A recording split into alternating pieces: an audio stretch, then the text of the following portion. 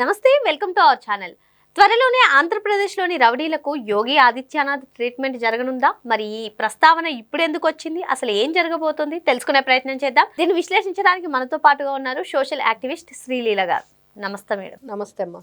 ఈరోజు deputy CM Pawan Kalyan గారు చేసినటువంటి కామెంట్స్ ప్రస్తుతం వైరల్గా మారుతున్నాయని చెప్పుకోవచ్చు మేడం. ఆయన మరి చాలా స్ట్రాంగ్ వార్నింగ్ ఇచ్చారని కూడా చెప్పుకోవచ్చు వైసీపీకి. గీత దాటి మాట్లాడొద్దని హెచ్చరిస్తున్నారు. మరి రౌడీ మూకల గురించి కూడా ఆయన ప్రస్తావించారు.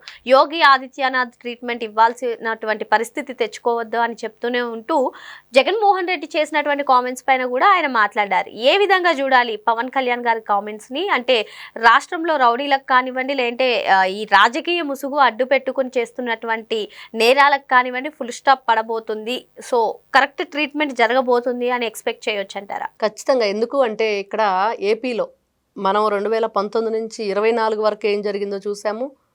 మరి ప్రజలందరూ కూడా విసిగి వేసారిపోయి అసలు చెప్పలేని బాధలు, ఎంతమంది ఎన్ని విధాలుగా ప్రాణాలు పోగొట్టుకున్న వాళ్ళు, ఇంకా ఆస్తి నష్టం, ఇంకా ప్రాణ నష్టం, ఎన్నో రకాలుగా అన్ని ఇబ్బందులు చూసి 2024 కూటమికి ఏ విధంగా ఎక్కడా లేనంత మెజార్టీతో మరి పట్టం కట్టారు. మరి ఈ రోజున ప్రజలకి ఏదైతే వీళ్ళు ఇచ్చిన హామీలు నిలబెట్టుకుంటున్నారు, అదేవిధంగా వాళ్ళ సంక్షేమం క్షేమం అన్నీ చూస్తున్నారు. రాష్ట్ర అభివృద్ధి జరుగుతుంది. ఇంకొక వైపు అమరావతి రాజధాని లేని రాష్ట్రాన్ని పరిపాలించిన దుర్మార్గమైన మనస్తత్వం కలిగిన వ్యక్తి Jaganmohan Reddy and J batch. మరి ఇన్ని రకాలుగా చూసి ప్రజలు ఈ రోజున కూటమి ప్రభుత్వం ఇన్ని రకాలుగా వాళ్ళకి మంచి పనులు చేస్తూ ఉంటే ఇంకా ప్రజలు ఎక్కడో చిన్న అసంతృప్తితో ఉన్నారు అనేది ప్రతిసారి ప్రతి ఒక్కరూ ఏదో ఒక సందర్భంలో గుర్తు చేసుకునేది. ఏంటి అంటే అది అరెస్ట్ ఎందుకు చేయరు జగన్మోహన్ రెడ్డిని, మరి ఆయన ఉండవలసింది జైల్లో ప్రజల్లో కాదు అనేది ప్రతిసారి వింటున్నాం. మరి అదేవిధంగా రోజా, రజని, అంబటి రాంబాబు, పేర్ని నాని, కొడాలి నాని, వల్లభనేని వంశీ, కాకాని గోవర్ధన్ రెడ్డి, భూమన కరుణాకర్ రెడ్డి, ఈ విధంగా చెప్పుకుంటూ వెళ్తే నోటిపారుదల శాఖ మంత్రి అనిల్ కుమార్ యాదవ్, ఇంకా 151 స్థానాలు వాళ్ళు గతంలో వచ్చింది కదా, వాళ్ళల్లో ఎంతమంది మంచి వాళ్ళు ఉన్నారో కూడా వేళ్ల మీద లెక్క పెట్టుకోవచ్చు. అలా ఉందన్నమాట వాళ్ళ పార్టీ పరిస్థితి. మరి అలాంటి వ్యక్తులు ఈ రోజుకు కూడా వాళ్ళు ప్రవర్తిస్తున్న తీరు, బురదలో ఉండేది ఏం చేస్తుంది, ఆ బురదని ఎదుటి వాళ్ళకి అంటించడానికే చూసి తప్పించి కడుక్కోవడానికి ప్రయత్నించి దానికి అదంటే ఇష్టం. ఈ రోజున వీళ్ళ పరిస్థితి కూడా అంతే ఉంది. కూటమి ప్రభుత్వానికి ఆ బురద అంటించే ప్రయత్నం, బురద జల్లే ప్రయత్నం, విషం చిమ్మే ప్రయత్నమే చేస్తాం తప్పించి ఎక్కడా కూడా మేము ఎందుకు 11కు పరిమితం అయ్యాము, ఎందుకు మాకు అసెంబ్లీకి వెళ్ళే ఇది కూడా లేకుండా మేము ఈ రోజున ఈ విధంగా ఇళ్లకే పరిమితం అయిపోయాము, ఆ ప్రజల పరిస్థితి ఏమైంది ఆ 11 నియోజకవర్గాల్లో, మరి వీళ్ళు ఎందుకు అసెంబ్లీకి వెళ్ళట్లేదు, మరి ఈ రోజుకి కూడా అసలు ఏం తప్పు చేశామనేది తెలుసుకోకుండా వాళ్ళు వ్యవహరిస్తున్న తీరు జగన్మోహన్ రెడ్డి గారు దానికి సపోర్టు. ఇంకా ఇప్పటికి కూడా వాళ్ళు మాట్లాడుతున్న వైనం అంటే వీళ్ళు ఈ రోజున ఏదైతే ఈ జగన్మోహన్ రెడ్డి నిన్న కూడా వార్నింగ్లు అనమాట, నేను వచ్చానంటే జైలుకు పంపిస్తాడు, ఈయన ఎప్పుడు వెళ్తాడో జైలుకి ఈయనకే తెలియదు, ఈయన జైలుకు పంపిస్తానని. అదేవిధంగా ఆయన చెప్తుంది ఏంటంటే కాంట్రాక్టర్లు ఎవరైతే ఈ సంబంధించి ఈ పబ్లిక్ ప్రైవేట్ పార్ట్నర్షిప్లో కాంట్రాక్టర్లు ఉంటారో వాళ్ళకు కూడా వార్నింగ్. నేను వస్తే అంటే గతంలో నువ్వు జే ట్యాక్స్ వసూలు చేసావు బాగుంది, ఇప్పుడు కూడా జే ట్యాక్స్ కట్టమన్నట్లుంది ఆయన ఆ విధంగా మాట్లాడుతుంటే. వీళ్ళందరికీ పవన్ కళ్యాణ్ గారు చెప్పింది ఏంటి? పవన్ కళ్యాణ్ గారిని వీళ్ళు గతంలో మాట్లాడిన మాటలు, 3 పెళ్ళిళ్ళని కానివ్వండి, ఆయన పర్సనల్ విషయాలు, మరి నీ పిల్లల్ని నాకు అప్పచెప్పని బోరుగడ్డ నీళ్ళు లాంటి వాళ్ళు మీ ఇళ్ళల్లో ఆడపిల్లల్ని నాకు అప్పచెప్పు ఎందుకో తెలుసు అని చెప్పి నీచంగా మరి ఈ రోజున ఏం మాట్లాడుతున్నాడు? బోరుగడ్డ నీళ్ళు తప్పైపోయింది, ఇంకెప్పుడు కూడా బోరుగడ్డ నీళ్ళు అనే వాడి నోటి వెంట అట్లాంటి మాటలు వస్తే మీరు చూడండి అని చెప్పేసి ఆ రోజున యాంకర్తో ఇంటర్వ్యూలో మనం విన్నాం. అతను ఒకటే చెప్తున్నాడు, వాళ్ళకు ఫ్యామిలీ ఉండిద్ది, వాళ్ళు బాధపడతారనే విషయం తన దాకా వస్తే కానీ తనకు తెలియలేదంట. జ్ఞానోదయం అయ్యింది మొత్తానికి అని అయితే ప్రజలు అనుకుంటున్నారు. మరి జగన్మోహన్ రెడ్డి జ్ఞానోదయం అవ్వాలంటే ఏం చేయాలి? ముందర ఆ బ్యాచ్ని అంతా పవన్ కళ్యాణ్ గారు చెప్పినట్లుగా కాలు కీలు తీసి మాతో పెట్టుకుంటే మడతడిపోద్దని, అలాగా ఒక్కొక్కరిని మడత పెట్టేసి పక్కన మూలను కూర్చోబెట్టాలి. కూర్చోబెడితేనే వీళ్ళు మాట వింటారు. సామవేద దండోపాయాలు ఏదో ఉంటాయి, చక్కగా చెప్పు, లేకపోతే బతివిలాడో బామాలో ఏది చేసినా చివరికి వినపోతే ఎరగదీయాలి, మక్కెలు ఎరగదంతే అప్పుడు కరెక్ట్ వీడు మాట వింటాడురా అని అంటారు పెద్దవాళ్ళు. ఇక్కడ ఒకటి మేడం, చంద్రబాబు నాయుడు గారు రౌడీలను రాష్ట్రంలోంచి తరిమేయాలంటున్నారు. లోకేష్ గారు ఎవరికి ఎప్పుడు చెక్ పెట్టాలో నాకు తెలుసు అంటున్నారు. పవన్ కళ్యాణ్ గారు యోగి ఆదిత్యనాథ్ ట్రీట్మెంట్ ఇంకా మీరు గీత దాటొద్దని హెచ్చరిస్తున్నారు. ఇవన్నీ కూడా స్టేట్మెంట్లకే పరిమితం అయ్యాయి, యాక్షన్ తీసుకోవట్లేదు, ప్రజలు తీవ్ర అసంతృప్తిలో ఉన్నారు, అభివృద్ధి పరంగా ఓకే, బట్ ఇటువంటి వాళ్ళపైన తగినటువంటి చర్యలు త్వరలోనే తీసుకోండి అని చెప్పి విన్నపిస్తున్నారు. ఏం జరుగుతుంది అంటారు? నిజంగానే స్టేట్మెంట్స్కే పరిమితం అవుతుందా, లేదు అంటే ఇప్పుడు వచ్చే కాలంలో యాక్షన్ తీసుకోబోతున్నారంటారు? దేనికైనా ఒక సమయం సందర్భం ఉండాలి అనేది కూటమి ప్రభుత్వం ఆలోచిస్తుంది అనిపిస్తుంది.